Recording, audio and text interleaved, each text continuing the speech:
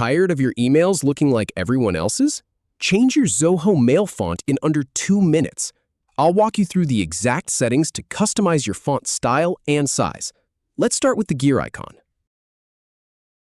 First, click the gear icon to open Settings. Then, from the left sidebar, select System.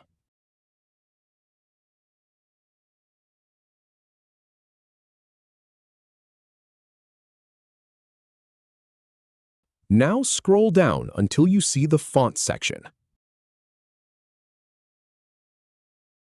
Choose your preferred font style from the Font Family dropdown.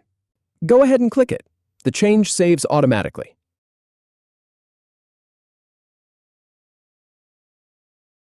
Next, pick your preferred font size. Click it, and again, it's saved automatically. And that's it. If you have any feedback, or if any info is inaccurate, please leave a comment below. We'll do our best to answer or redo the video if needed. Thanks for watching.